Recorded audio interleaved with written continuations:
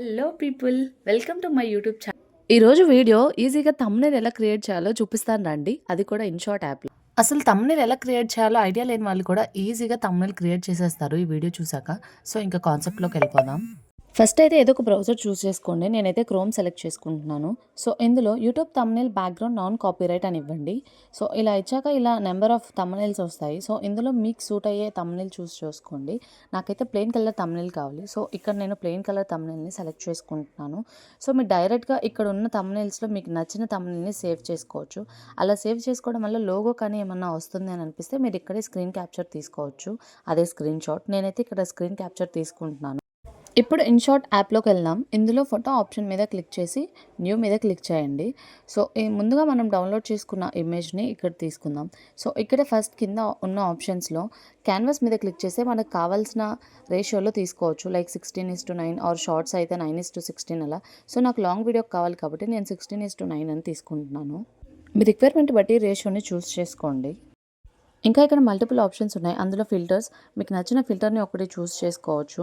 అలానే అడ్జస్ట్ చేసుకోవాలంటే brightness dark are డిమ్‌లోకి ఇక్కడ అడ్జస్ట్ చేసుకోవచ్చు.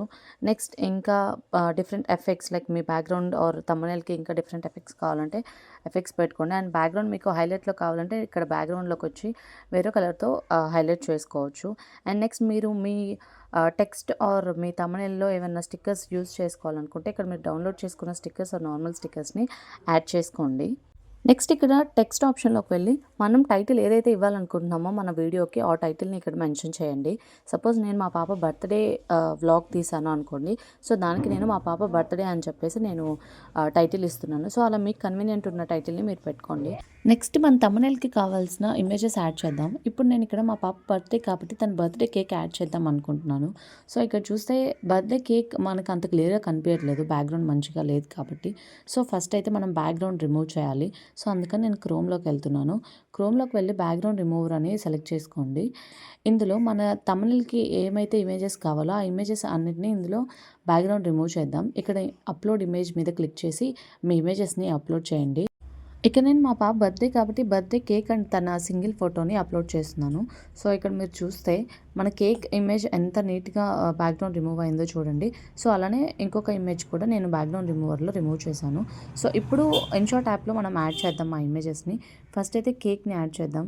ఇప్పుడు చూడండి ఎంత క్లియర్‌గా కేక్ కనిపిస్తుందో. సో, ఇలా మీకు ఎన్ని ఇమేజెస్ అయితే కావాలో ఆ ఇమేజెస్‌ని బ్యాక్‌గ్రౌండ్ రిమూవర్‌లో రిమూవ్ చేసుకొని ఇక్కడ యాడ్ చేయండి. ఫైనల్లీ మన థంబ్‌నెయిల్ రెడీ అయిపోయినట్టే. పైన కనిపిస్తున్న ఎక్స్‌పోర్ట్ ఆప్షన్ మీద క్లిక్ చేస్తే థంబ్‌నెయిల్ మన గ్యాలరీలోకి సేవ్ అయిపోతది. గ్యాలరీ ఓపెన్ చేసి చూపిస్తాను చూడండి. సో, ఇంతే. ఇంత ఈజీగా థంబ్‌నెయిల్ క్రియేట్ చేసేయొచ్చు. ఈ వీడియో మీకు హెల్ప్‌ఫుల్ అవుతుందని అనుకుంటున్నాను. Do like, share and subscribe. అంతే ఈ వీడియో. Bye bye.